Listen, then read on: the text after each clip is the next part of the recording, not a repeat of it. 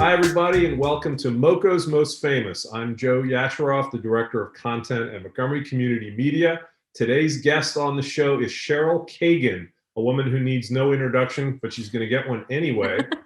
Maryland State Senator representing District 17, which covers Rockville, Gaithersburg, and she's going to tell me if I left anybody out there. Nope. Born in D.C., went to Churchill High School in Potomac, hosts a very informative and fun, if I may say, podcast called Kibitzing with Kagan, which I love that title. I might have to do one called Yakin with Yash, although I love that. You do? Okay, so I have your approval. Cheryl represents, as we said, District 17, state senator since 2015. Before that, Maryland House of Delegates from 95 to 03. Serves as the vice chair of the largest committee in the Senate, the Education, Health, and Environmental Affairs. I was going through your list of accomplishments, all the things you've done, and it's enormous. And so I can't even begin to list them all. And I'm not just saying that. And your career has been very impressive, to say the least. You have a lot of interests. So I don't even know where to begin, Cheryl. So I'm going to begin by just welcoming you to this show. How are you? Thank you, Joe. I'm so delighted to be here. And if it's okay, since you started with my birth, why don't I just talk about my childhood to start? Growing up in Montgomery County. It's called MoCo's Most Famous, so let's start there. There we go. So you were totally right that I was born in D.C., but that was literally where I was born, at Sibley Hospital. But my parents were living in Silver Spring, and so I am a Montgomery County native. I went K through 12 in our public schools. Very proud Churchill Bulldog, but I was a Georgetown Hill Elementary Hoover Groover, and then Churchill Bulldog. Graduated and went on to college, came back to do politics and policy, which was not the trajectory I was anticipating. And so how did that happen? When did that happen, and how did that happen? Yeah, so I have a facility with languages. One really good thing my mother did as a child, she put me into a French class, like a after school French class in like 3rd or 4th grade. And turns out I took to it really well. So I had French, then I had Hebrew school, and then I started taking Spanish lessons, Spanish classes. And so I ended up with 3 languages and still have a facility with both. Taught a little bit of ASL. I have a microscopic Russian language that I learned before going to Russia for the first free elections to their parliament. Just so I was going to go into foreign languages when I went to Vassar. And first semester freshman year, I took American Politics 105 with Mr. Bourne. And I always thought that my attitudes, my politics made me a moderate because they were common sense to me. Equality, justice, freedom, peace. That just all seemed like common sense. And it turns out those views made me a liberal. So I ended up taking the T2 bus from my mother's home in Potomac down to DuPont Circle, where I walked in off the street onto Ted Kennedy's presidential campaign in 1980. And the first day I photocopied checks. And by the end of that summer, I was paid staff on the floor of the Democratic Convention, and I was totally hooked. Wow. So that's when the light went off. I mean, was it, did you hear music? Was it one of those moments? I kind of had that when I went into sports television. So I've experienced that. So did you have a moment where you said, oh yeah, this is it? It's a story that's too long and involved to tell, but I was able as an 18, 19-year-old to uncover a serious thing. I'll just do that. And got the attention of the very highest level of the national campaign, and just was recognized for skills that I didn't know I had, and was working with super smart people. And the work was different every day, every hour. I would fail terribly if I were a widget maker working in a factory or something, doing the same thing every day. And so I'm blessed to be challenged by different issues, different constituents, different areas, and different opportunities every single day. And you do it, and we've had only 2 or 3 conversations, I think, before today, but you seem to do it with a verve, a passion. I don't know what the right word is, So it feels like it's not a job to you, even though it is a job and it's a very serious job, that you love everything that you're doing. Thank you. One of the quick stories that I tell is of reading the newspaper over breakfast. And some of the viewers won't know what I'm talking about, but it used to be that the news was printed on pieces of paper. And I was reading the newspaper and I read a story and I said, that's an outrage. Someone ought to do something about that. And when you're an elected official, and you know, I'm very privileged to be the senator for all of Gaithersburg, virtually all of Gaithersburg and all of Rockville. Mm-hmm. And I can say, that's an outrage. I'm going to do something about it. And I just feel so honored to be able to make a difference and work on important issues. That is very fortunate that you love it and you're able to make a difference. And there's so many causes and bills that you've authored and passed through. Let's just pick one or two if we can, because we don't have time to go through all the things that you've done. So why don't we? I'm going to push back. I'm going to pick three if I could. Go ahead. All right. I'll do them fairly briefly. 3 people have died in my district when 911 has failed. I've spent the last 7 years working on improving Maryland's 911 and shifting to next generation 911. I've passed 12 laws that put Maryland at the forefront nationally, and I'm so proud of the work we've done ensuring that we've had funding, staffing, addressing cybersecurity, training, recruitment, diversity, oversight, just all of the aspects of 911. I have now visited 19 of the 24 911 centers around the county, and it's been amazing. Issue 2 that I will mention is nonprofits, because they're about 12% of our economy, our workforce, and yet they are often overlooked. People say, how can we help small businesses? And we should totally be helping our small businesses. I am perpetually saying, yes, let's help our small businesses and nonprofits. And sometimes it literally can be an amendment of 2 words, and nonprofit, that's eligible for this grant program, this opportunity. But these are the folks who make a difference in every community, whether it's a Democratic or Republican, rural or urban, wealthy or poor, they are everywhere. And if all of the food pantries, homeless shelters, battered women's shelters, arts organizations, health clinics all closed down, our communities would be worse for it, and government would have to pick up the slack and pay for it. We've got to do better at supporting the nonprofit sector, including like Montgomery Community Media. Exactly. I was just part of the arts and humanities. I served 8 years on our Maryland State Arts Council and 6 years as vice president of the Arts and Humanities Council of Montgomery County. So it's a big passion. And then the third one I'm going to mention is consumer protection. One of the best compliments a reporter has ever written about me when I was in the House of Delegates. And I should mention that I had a 12-year gap that I was in for 8 years in the House, and I decided I didn't need a fancy title to make a difference. And I got out, and I was out for ultimately 12 years. And now I've been in the Senate for 8 years. And should the voters have me back, and I think they will, because I now have no opposition, then I will be elected for another 4-year term. But consumer protection, this reporter wrote that I am the voice for the only special interest that doesn't have a highly paid lobbyist, and that's the consumer. And I have been working on issues around transparency, fairness, and access for consumers throughout my whole career, and continue to do so.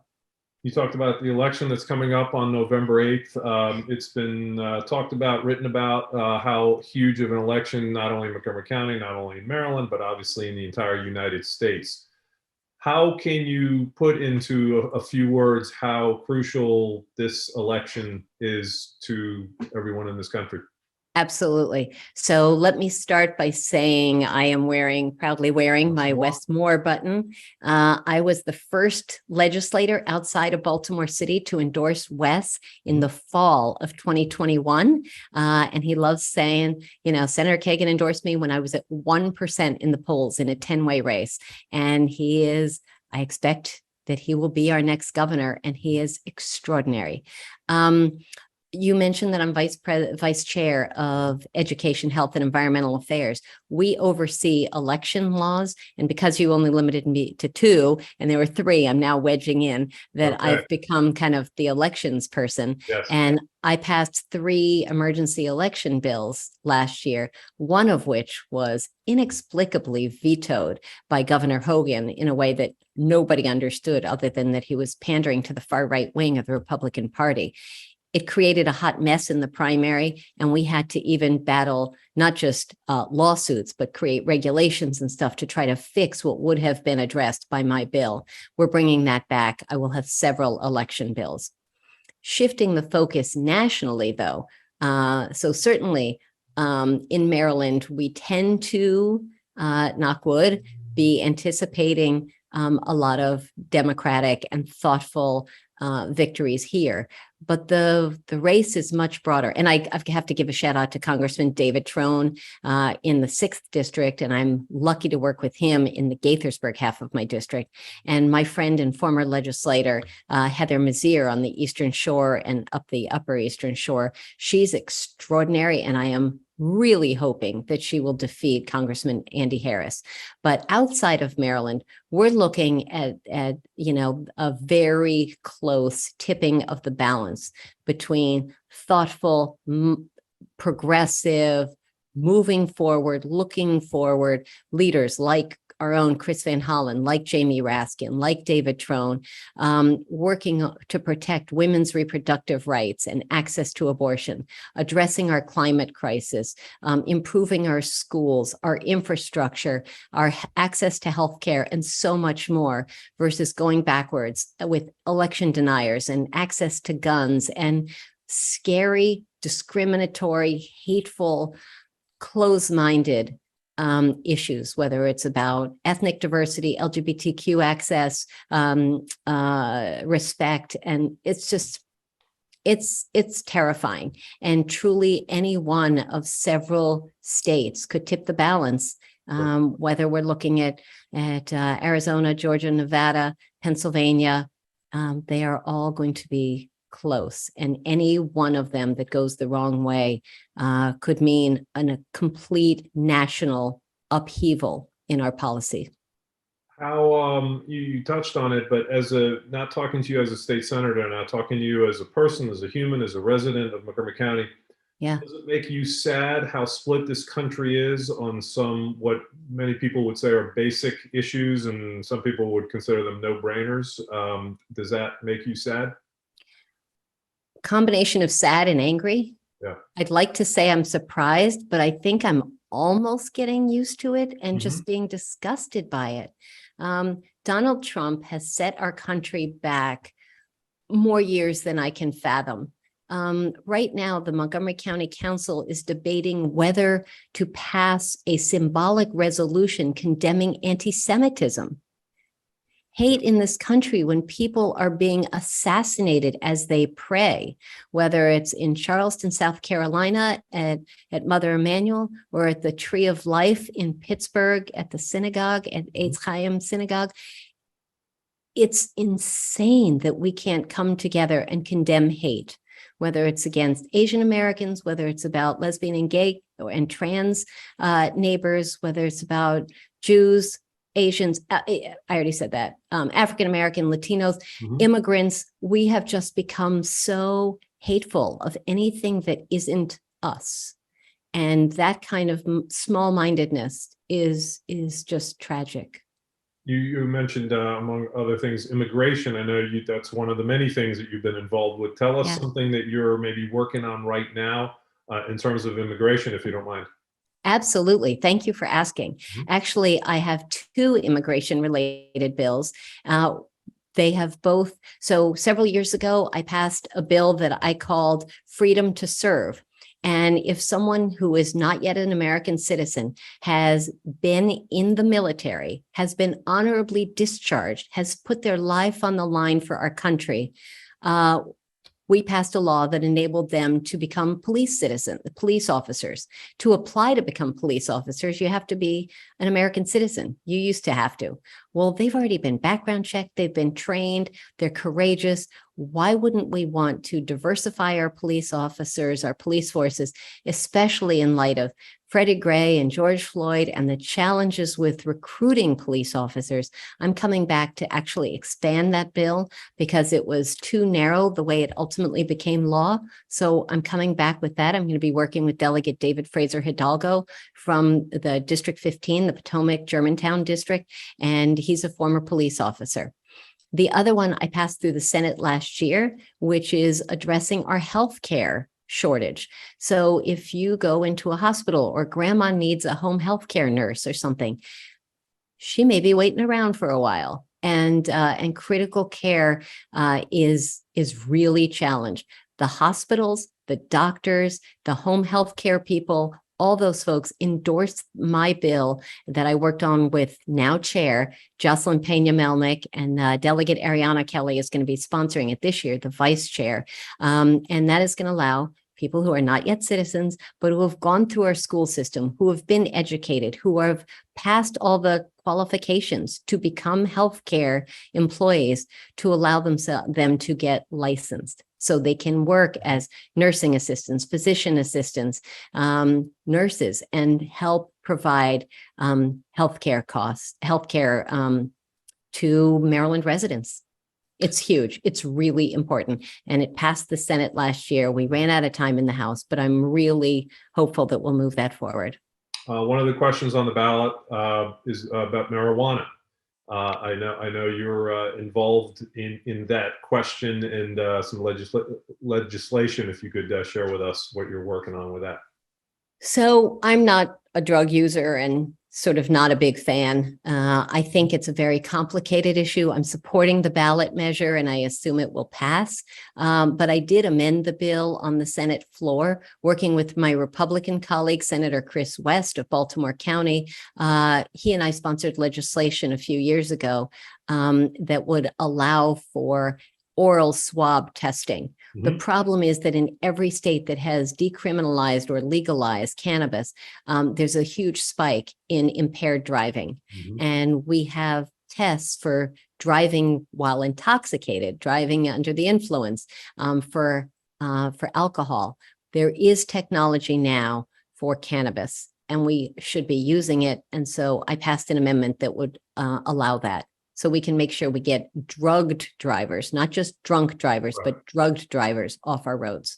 You mentioned working with a Republican colleague. You don't hear about that a whole lot in today's politics because we're so split. Yeah. Do you see a day where Democrats and Republicans can work together and try to make our country better than it is right now? One can hope. I make the effort. I have relationships with all of my Republican colleagues. Some of them are, as in Democrats, are easier to work with and more aligned on some issues than others.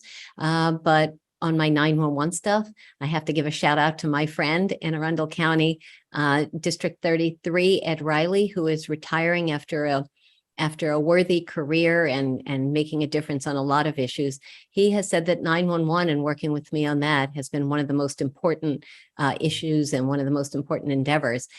We disagree on abortion. We disagree on my styrofoam bill. We disagree on a lot of stuff, but on 911, 100% aligned. I've passed a Kagan-Hershey bill on election reform. We've done, when I can, I work with my Republican colleagues. You mentioned Westmore. You showed us your button. Yes. That race between Westmore and Dan Cox, there's nothing subtle about that race. It offers two very stark choices. How would you describe the choice for Marylanders in that vote, trying to put aside for a second that you support Westmore? So with that stipulation, I will say that I think that Wes offers hope and an uplifting vision for the future. And Dan Cox offers a vision of fear. I think they're really different. As I said, I'm an enthusiastic, early, and proud supporter of Westmore and Aruna Miller to lead our state forward. Wes, as many viewers will know, is not just a best-selling author and a Rhodes Scholar and White House Fellow and business leader and nonprofit leader, but he is an Army veteran. And his mantra that he talks about on the campaign trail a lot is leave no one behind. And that was one of their fundamental values. And that is what he has brought to the campaign trail and what he would bring to the governor's mansion. Everyone should have access to a great education, to health care, to a clean environment, and so much more. And I think he's going to bring that value and bring people together to get things done. And I should tell you that, going back to your bipartisan question, I was just in Hagerstown in Washington County, which is, Washington County is pretty red, pretty Republican. And I was also just in Queen Anne's County on the Eastern Shore, both at their 911 centers. And I heard in both places and saw support for Wes Moore and Aruna Miller, because Dan Cox's vision does not inspire. And on the contrary, it makes people fearful. If Wes Moore were to win, win the race, which he's expected to do, of course, we don't know anything in advance, but we expect that to happen in a Democratic state. I'm going to knock wood here, yes. Okay. Although, wait, I'm going to interrupt you. In a Democratic state, I'm going to put air quotes, because we've just had 8 years of Larry Hogan. Well, and that's exactly my question. So how, if that happens, how will that change the dynamic? Now you have a Democratic government throughout. How will that change? So people around the country and around Maryland come up to me and they say, Senator Kagan, they said, I'm a Democrat, but I have to say, Larry Hogan seems like an okay guy. And I can tell you, as a person, I mean, he loves his wife and his kids and grandkids, and he's a good person. But what I always say is that he's not nearly as bipartisan and collaborative as his PR people would have you believe. And that's witnessed, he vetoed our abortion bill. He vetoed our gun safety bill. He vetoed my election bill. He is not moderate, and he has been tacking to the right as he is looking to possibly run for president in the United States. It's hard to see how a not crazy Republican, I won't even call him a moderate, but a not crazy right-wing Republican could have traction in this current Republican Party. I guess in a crowded field, maybe he could build some level of support. We'll see what happens. I'll be focused on the Democrats, obviously. I understand. And so I wanted to ask you about the county council. After a redistricting, it's going to be 11 members, and it is expected that 6 of those 11, the majority, will be women, which is a big deal. How big of a deal? What will that mean for Montgomery County? Yep. So first off, I oppose making the change to the county council, the 9-member council. And there were arguments on both sides, obviously, and the voters, chose 11. I like the idea of voting for a majority.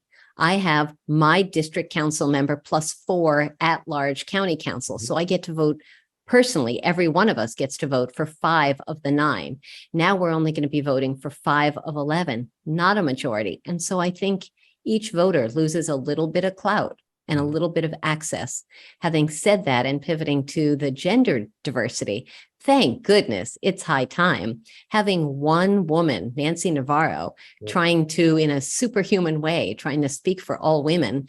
And yes, our male colleagues and the men on the council are wonderful, and they are feminists and responsive and all that. It is different, and having women in the majority is going to be evident. And I suspect that there will be changes that will be exciting to watch. And you would think in Montgomery County, which is so diverse, considered diverse, that would have happened, or that there would have been women running for county executive. I know Nancy Florine in the last cycle did, but Rose Krasnow, that's who I recruited and endorsed after considering a run myself. People had really encouraged me to run, and I decided that another 4 years in the Senate was the better option. But I recruited and strongly endorsed Rose Krasnow, former Rockville mayor and planning board for a very long time. Did you make that decision because you felt you could make more of a difference in your current role than as the county executive? It was a mix of a lot of things. I had a lot of issues. I was in the middle of my 911 work. I just didn't think that I could walk away from that agenda that is literally life or death. And to do so would be irresponsible. And I'm glad I stayed. And now I'm in leadership, as we've discussed, vice chair of the committee with the largest number of bills of the 4 committees, and working with the Senate President, Bill Ferguson, whom I deeply admire and respect. So we've had a really good 4 years. Cheryl, with your permission, I would like to put aside politics and the serious stuff. Can we talk about some fun stuff now? Absolutely. All right. So let's talk about, we mentioned earlier your podcast. So, I mean, I'm an amateur podcaster. You're a pro. You host Kibitzing with Kagan, and you've done, I don't know how many hundreds of episodes. So where did that idea begin, and how much fun are you having doing that? Thank you for the question, Joe. It's actually a great story. I got a call from a friend who said, Kagan, you need to have a podcast. I said, I have no time. How would that's impossible. Ha ha ha. And kind of, ended the call. 4 hours later, literally 4 hours later, I called him back, had come up with the name Kibitzing with Kagan. And for folks who may not know, to kibitz is to chat. So brief chats with people I find fascinating. So I had the name of it, the logo, and my first guest, who was a 7-year-old constituent named Kavanaugh Bell, who does anti-bullying work and stuff. And so off to the races. And I've done at least one podcast every week. I interviewed every Democratic candidate for governor, except for Peter Franchot, who canceled and then didn't reschedule. And I interviewed both candidates for attorney general and all that. And so they've been fun. And the great part is I get to pick, I get to ask the questions, and I have kibitzed with everyone from our police chief to our superintendent of education to President Ferguson to nonprofit leaders doing housing, homeless, the arts, and more, and to my staff to I don't know, all over the place. If they really to the first trans senator ever elected, that was last week, and yeah, they're all pretty extraordinary. Everyone out there needs to make sure to go back and look at how many episodes are we at right now? I don't even know, a bunch, but I hope people will subscribe on my YouTube channel, youtube.com/sen, like Senator, Sen Cheryl Kagan, and you can just subscribe and you'll hear about my next podcast. Sounds good. Now, kibitzing, I believe, is going to be the only Yiddish word we use, but the podcast isn't over yet, so we'll see if there'll be other Yiddish words used.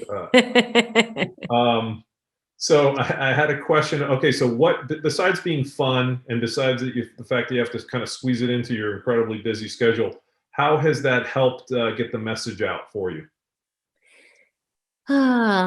I'm not sure I know that. Yeah, there's some that have totally gotten a ton of views, like when I interviewed Novavax, which is in my district, and was working on a COVID vaccine. And that was huge. And that got a lot of attention. And sometimes fewer people watch. I just interviewed the retired publisher of the Washington Post, Don Graham. We talked about Watergate and the Pentagon Papers and his father's tragic death by suicide when he was publisher of the Washington Post, and so much more. They're interesting. I learn a lot, and then I hope to educate my viewers. And they are fun. I haven't listened to all several hundred, but I have listened to a few, watched a few, and they're great. Okay, so you talked about languages. So first of all, how many languages do you speak, and are you fluent in all of them? Oh, golly. Okay. So French is my strongest language other than English. I call myself a grammar geek and a word nerd, and I say that proudly. I am a nationally ranked Scrabble player. If you want to talk Scrabble, that's a big part of my life, actually. And French is my strongest language. I love speaking French. My Spanish is decent enough that I can communicate. And one of my favorite stories from the campaign trail is when I was knocking on doors of primary voting Democrats in my first race for the Senate. And there was a woman and her daughter who were here from Salvador. And so I chatted with her in Spanish, and I crossed the street, and the next prime Democrat was a gentleman from Cameroon. And I shifted into French, and we had a lovely conversation. I love my district. Wow. So Gaithersburg and Rockville are two of the most linguistically diverse cities in the country. And Gaithersburg's in the top 10. It's very cool. I love that. You mentioned Scrabble. So everybody plays Scrabble, but not everybody's nationally ranked. I do Wordle, and I'm pretty good at Wordle. It. Yeah. So where did this Scrabble thing come from? Just from the love of words? Simple as that? I remember watching, as a child, watching my mother play Scrabble.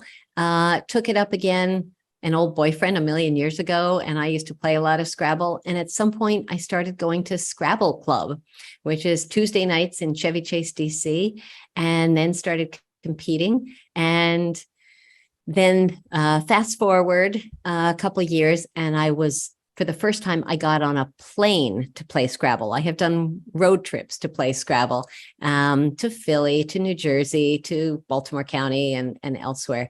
But I flew to Reno for the national championships. And I went up to the folks in charge. This was in 2019. And I said, I asked them where next year's tournament was going to be. And they said, well, we haven't decided. We've gotten a couple of letters of interest, but we haven't decided. And I said, you need to come to Maryland. And I called the Convention and Visitors Bureau, Montgomery County, their CEO, and I called the CEO of Visit Baltimore. And I asked how quickly they could get a letter of inquiry to the Scrabble, the North American Scrabble Players Association. And a couple months later, I hosted a site visit, and then announced on a podcast, a live streaming podcast, that the Scrabble championships were coming to Baltimore in 2020. COVID. So then it was coming to Baltimore in 2021. COVID. So 2022, we hosted the National Scrabble Championships in Baltimore with competitors from 42 states and 9 countries. And I was just thrilled. And I've already pitched, before it even ended, I already pitched, come back to Maryland. People had a really good experience. They went to the Orioles game. They sampled the food. They walked around Inner Harbor and some of the neighborhoods of beautiful Charm City, Baltimore. Senator Kagan, you make things happen. Is that would that be an apt description of you? Well, thank you. Well, I always say that and I'm going to use profanity here, but I always say I'm the GSD senator because I get shit done. And then Tom Perez stole it from me on his campaign, and he started talking about the GSD candidate for governor. But I think we need leaders who GSD, and I hope to continue to do that in my tenure and in my career. And as we wrap up, and that was a great point. What is the largest score you've ever had in Scrabble? I have to know before we leave here. Well into 500, actually. It's rare, but what? I have gotten something 540 something, I think, which is a pretty. For one word? Oh, no. For a game. Oh, no, okay, for a game. Okay, the so highest, what about for one word? The highest word I got, it was 231. I have to do the math again. I have to do it. It was so clearly a triple word with an X and a Q or I. It was a triple. So it was times 9 points plus 50. And it was sequelé. And I was in Paris on a park bench, Paris, France, on a park bench alone. And I wanted to tell people, but I knew that there was no one who would understand or care. But I was pretty excited about that, actually. Wow. Okay. So my last question is, with all the things you do, work-wise and outside of work, there's no chance you sleep at all, correct? There's no time for sleep. People say that. Yeah, I'm tired a lot. I go to the gym. I have time with friends. I date. I travel. And we haven't talked music, so I just have to do music really fast. Gotta do it. I have folk and great music, and I host national touring singer-songwriters in my home. I've done it since 2003, and mine was the first unionized house concert series in the country with a collective bargaining agreement with Local 1000 of the American Federation of Musicians. So I'm really proud of that. And can you name us one singer that we may have heard of that maybe... No, it's okay. I'm thinking. John Vesner, whose wife is Kathy Mattea, who wrote a lot yeah. of her biggest hits. He's played my series. I'm just trying to think who's mainstream and that people know. Yeah, I've had, when I hosted, I created, produced, and emceed the inaugural, after Donald Trump got elected, 5 performers raising money for 5 progressive causes. And I had Sweet Honey in the Rock as the headliner for my first big one, and that was cool. We had a sold out crowd of over 500 people. That's So that was pretty cool. All right, so we could talk for 3 more hours, but you're too busy for that. So we're going to wrap this up, and I'm going to say I'd like to do this again sometime. And thank you so much for squeezing us into your busy schedule, Senator Kagan. Thank you very much. It was so fun. Thank you, Joe, and thanks to everyone at Montgomery Community Media for all you all do to serve the community and make sure that folks know of all the cool and exciting things that are going on around our diverse and growing county. Appreciate that. And that'll do it for this episode with State Senator Cheryl Kagan. This episode of MoCo's Most Famous, brought to you by Montgomery Community Media. And we will see you next time. Have a great day, everybody.